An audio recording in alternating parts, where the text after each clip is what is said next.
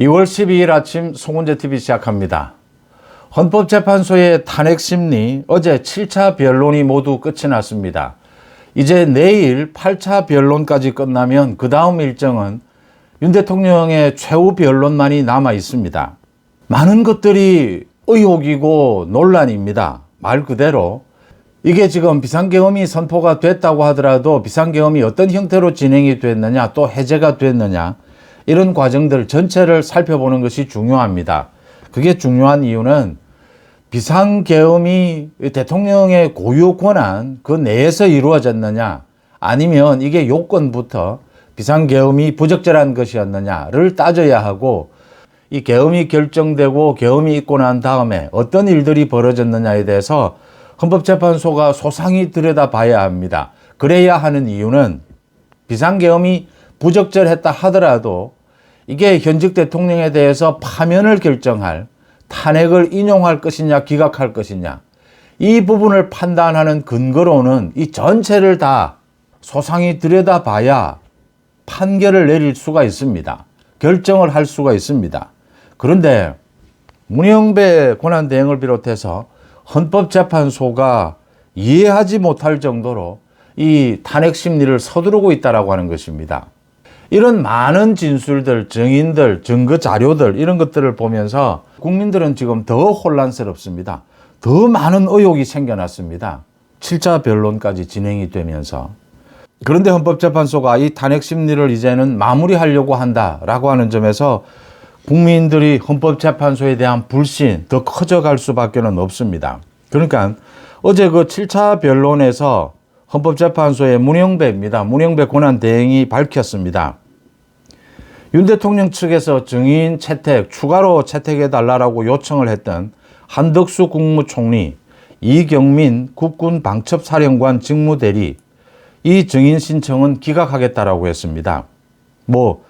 증언을 들어볼 필요성이 그렇게 없다라고 했고요. 또 윤 대통령이 추가로 이 지정해 줄 것을 요청한 사람들이 나머지 더 있습니다. 강의구 대통령 비서실 제1부속실장, 박경선 전 서울 동부구치소장, 신용해 법무부 교정본부장 등입니다. 아마 오늘 재판관 회의를 열어서 이 증인 채택 여부를 결정할 것으로 보입니다. 내일 밝힐 것이다. 내일 이제 8차 변론이 끝나면 증인신문이 모두 마무리되는 것으로 현재까지는 이렇게 잡혀 있습니다. 추가로 증인 채택이 없으면 다음 주에는 윤 대통령의 최후 변론이 있는 셈입니다. 최후 진술이 있는 셈입니다. 다음 주에 최후 진술이 있게 되면 이달 말 3월 초 이제 선고를 내리겠다라고 하는 것이 지금 헌법재판소의 입장입니다. 이런 하나하나를 결정하는데 헌법재판관들이 회의를 열어서 결정을 하고 있습니다.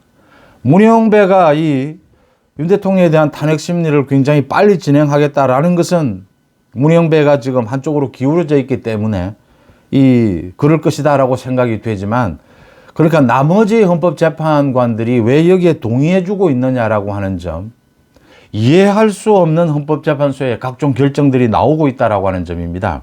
이 이해할 수 없는 것들이 첫째 이 부분입니다. 지금 이게 노무현 박근혜 전 대통령의 탄핵 심판 때에 그러니까 노무현은 2달 정도, 박근혜 전 대통령은 3달 정도 걸렸습니다. 이 탄핵 심판 기간이. 그런데 노무현 전 대통령은 선거법 위반이었고 박근혜 전 대통령은 뇌물 혐의였습니다. 등이었습니다. 이 혐의의 성격이 다르고 정치적인 환경이 다르다라고 하는 점입니다. 그래서 이렇게 전례를 참고하는 것은 물론 당연한 일입니다. 그런데 거기에 전례에 얽매여서는 안 된다라고 하는 점입니다. 대통령에 대한 파면 여부를 결정하는 것은 대통령이 이 저지른 일에 대한 그 혐의 부분도 정밀하게 따져야 하고 그 다음 더 또 중요하다라고 할 수 있는 것이 이 대통령이 업무에 복귀했을 경우에 국정 정상화가 될 것이냐 국정이 이 대통령이 업무에 복귀하는 것이 더 국정 안정에 더 도움이 되느냐 도움이 되지 않느냐 이런 것까지를 판단을 해야 합니다. 또 전체적인 국민 여론도 들여다봐야 합니다. 물론 이 혐의에 대한 법적인 검토는 당연한 것입니다. 지금 윤 대통령의 7차 변론까지 여러 가지 증언들이 쏟아지고 윤 대통령 측에 반박이 있었는데 국민들이 가장 의혹이 많고 국민들이 가장 이거 혼란스럽다, 모르겠다, 판단하기가 힘들다라고 생각이 되는 부분이 홍장원입니다. 홍장원 전 국가정보원 1차장이 그러니까 이 증언을 하면서 메모지까지 공개를 했습니다. 이 윤 대통령이 싹 다 잡아들여라, 정치인들 체포, 이 명단입니다. 그런데 이 명단이 홍장원이 여인형 방첩사령관과 통화를 하고 난 다음에 이 명단을 작성을 했다. 그 작성한 그 명단이 너무 알아보기 힘들어서 자기 보좌관을 시켜서 다시 새로 쓰게 했다. 그렇게 새로 쓴 그 메모지 위에 자기가 또 첨가를 했다. 이런 내용이 공개가 되면서 이게 지금 조작한 것이 아니냐. 그러니까 이 메모지가 사후에 이 홍장원이 조작한 것이 아니냐. 라는 의혹은 당연히 일 수밖에 없습니다.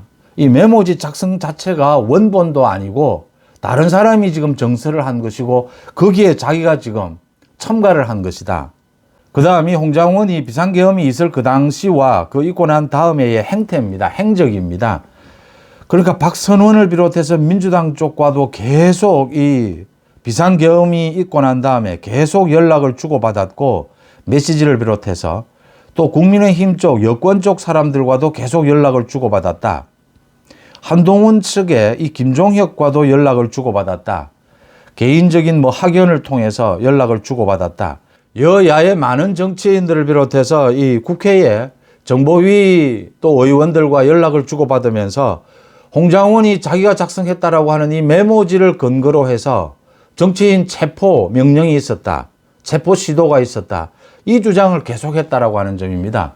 그러니까 이재명, 한동훈 당시에 그 여야의 대표들이 이 정치인 체포 시도가 있었다라고 믿게 됐고 그래서 국회에서 윤 대통령에 대한 이 탄핵 결의를 하게 되는데 이 정보가 결정적인 영향을 미친 것이 아니냐. 한동훈 전 국민의힘 대표가 이 윤 대통령에 대해서 직무를 정지시켜야 한다. 이 탄핵을 의결해야 된다라고 입장을 바꾼 데에는 이 홍장원의 이 메모, 홍장원의 이 정보가 결정적인 역할을 한 것이 아니냐. 지금 이런 의혹들, 이런 논란들이 계속 일고 있습니다. 많은 증인, 증거들이 있지만 홍장원의 이 메모가 가장 중요한 것입니다. 이게 민주당 측과 결탁해서 조작된 것이 아니냐. 이 정보를 여야 정치인들에게 모두 흘리면서 이게 지금 탄핵 정국에서 결정적인 역할을 한 것이 아니냐. 이 홍장원의 메모와 행적이 윤 대통령의 그 탄핵 심리에서 굉장히 중요한 것이듯이 그만큼 또 하나 중요한 것이 헌법재판소가 최근에 내린 결정입니다. 그러니까 이 비상계엄과 관련해서 그 많은 계엄군 지휘관들, 경찰 지휘관들, 이 검찰 조서입니다. 이 검찰 조서를 증거로 채택을 하겠다. 이렇게 검찰 조서, 검찰 조사를 받은 많은 사람들의 진술도 엇갈리고 있고 뒤집어지고 있고 이게 잘못된 것이다라는 게 드러나고 있는데도 이런 조사 내용을 담고 있는 이 검찰 조서를 헌법재판소에서 증거로 채택하겠다라고 하는 이 결정 부분입니다. 물론 이것도 헌법재판관들의 회의를 거쳐서 결정한 것입니다. 이게 지금 2020년에 개정된 형사소송법에 따르면 당사자들이 부인하고 당사자들이 찬성하지 않는 검찰 조서는 이 공판에서 증거로 채택할 수 없도록 되어 있습니다. 그런데 이걸 확대 해석을 해서 헌법재판소의 심리는 형사소송법을 준용하기는 하지만 꼭 거기에 따를 필요는 없다라고 하면서 이 확대 해석을 해서 이걸 증거로 채택하려고 하는 것은 이건 형사소송법을 정면으로 위반하는 것입니다. 이 부분에 대한 계속 지적이 있는데도 헌법재판소가 어제도 이걸 증거 채택을 하겠다라는 입장입니다.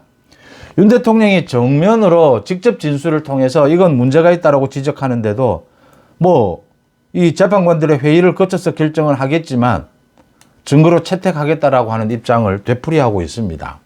이런 부분들에 대해서 국민들의 의혹이 더 커져가고 있고 논란은 오히려 더 커지고 있는데 지금 도대체 헌법재판소가 무엇을 근거로 윤 대통령에 대한 탄핵 심리, 이 결론을 내리겠다, 선고를 하겠다. 그러니까 헌법재판소의 권한대행인 문영배를 비롯해서 이미선 등 이 4명이 이렇게 묻지마 탄핵몰이를 하고 있는 것은 이건 오래전부터 지금 문제 제기가 되어 왔습니다. 그런데 나머지 재판관들이 왜 문영배의 이런 월권에 대해서 정면으로 반박을 하고 거부하지 못하고 있느냐, 끌려다니느냐라고 하는 그런 지금 의문을 가질 수밖에 없습니다. 그러니까 지금 크게 봐서 3가지입니다. 윤 대통령에 대한 이 탄핵 심리, 헌법재판소는 현재 이달 말 아니면 다음 달 초, 다음 주에 윤 대통령의 최후 변론을 듣고 다음 달 초까지는 선고를 하겠다라고 하는 입장입니다.